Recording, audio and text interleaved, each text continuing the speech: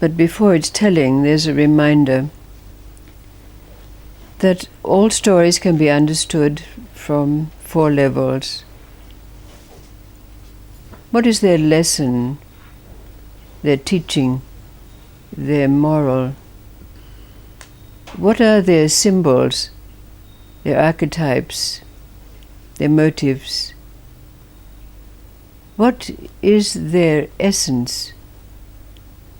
And what is their deep secret? There was a king, and his kingdom was ruled with great fairness. Everything was in order, it was prosperous. He had many, many servants and many wives and concubines. Flourishing orchards and fields of grain. But by far, his most favored possession was a great elephant. She was the size of 2.5 men. Her skin was the color of thunderclouds. She was sweet, docile, friendly. And the king spent as much time with this elephant as he could. He loved her dearly. She was called Pamagiri. Very often he would go down to that enclosure and that barn that was fitted out magnificently to house her, and he would ensure that her keeper was taking care of her well. Her keeper's name was Rajinda, but Rajinda didn't need any orders to look after Pamagiri because he also loved her dearly. Every day he would take her down to the river and bathe her, washing her coat, cleaning her ears. But then one day, when Rajinda went in the morning,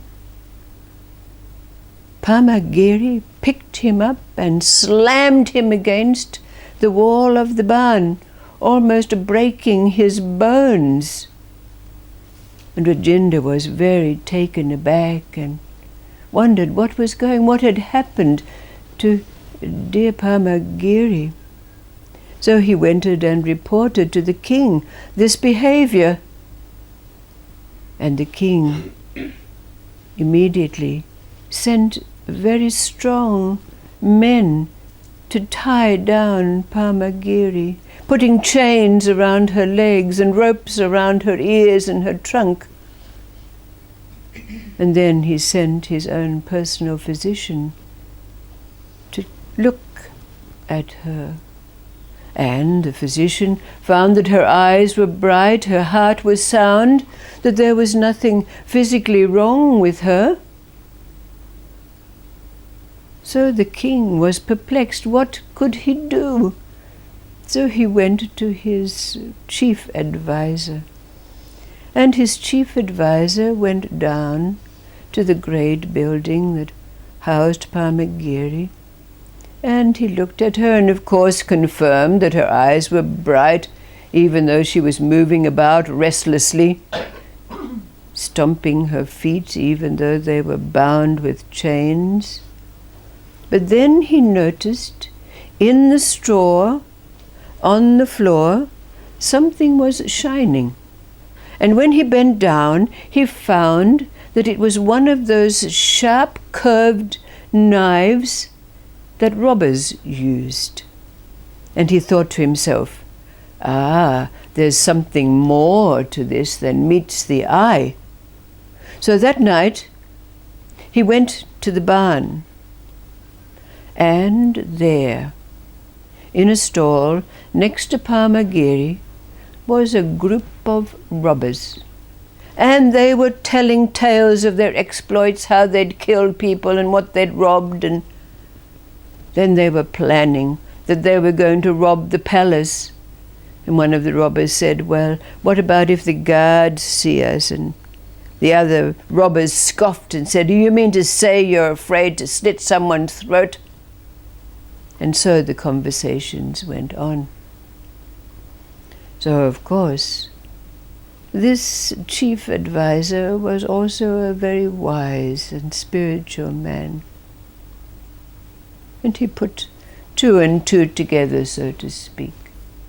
Well, he left the barn and locked the barn as he left and hurried to the king to tell him that he'd found the reason for his great elephant's behavior, but also explained about the robbers. And of course the king immediately sent his guards and soldiers, who apprehended the robbers and incarcerated them. But when the king asked his chief advisor, "Well, how does this explain Pamagiri's behavior?"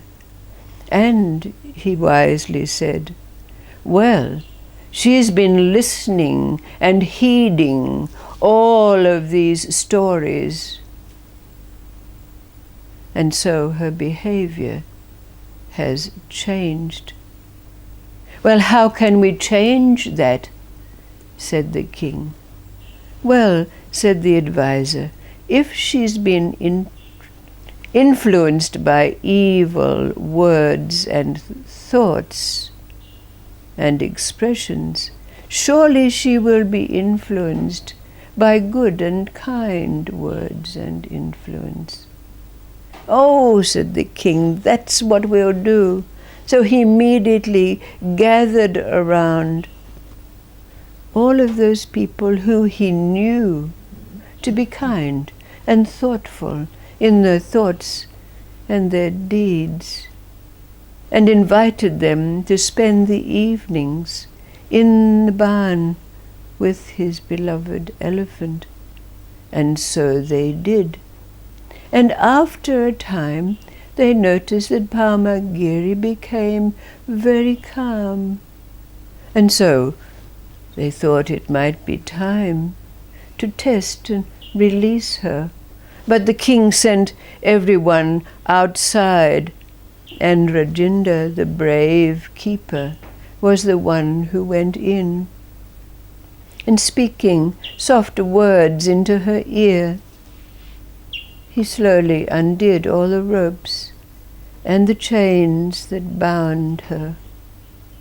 And she swung down her trunk after she'd stretched herself a little and stamped around to loosen her tight muscles.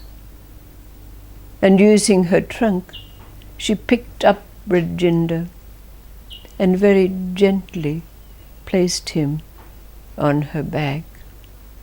When they came out of the barn, of course, everyone cheered and happy to see Pamagiri back to her old self. And the king said, "Let's have a picnic and we'll bring Pamagiri with us, invite all the children."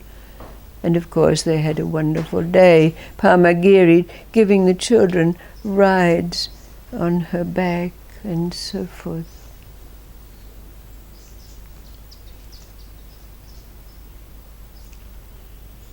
Out of this story, as well as, if you care to, examining this story from its 4 levels,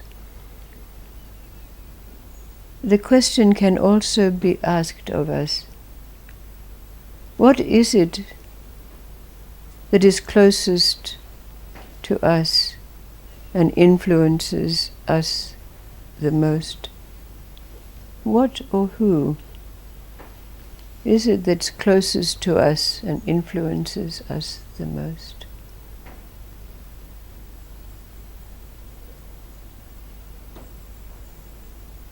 Our mind. You bet. Our mind.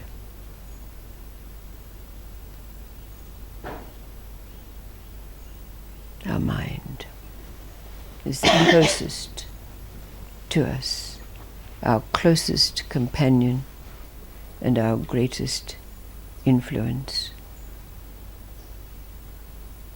So if we look at this story from its 4 levels, What would we do? What is its teaching, its lesson, its moral? Recognizing that our closest companion and influence is our mind.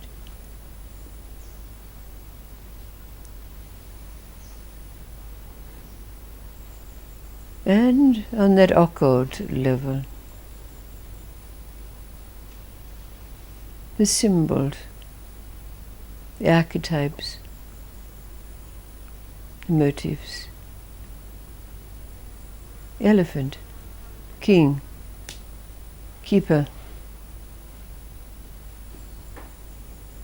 people, robbers.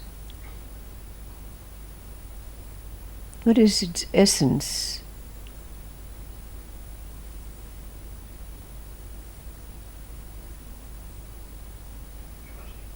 And what is its secret?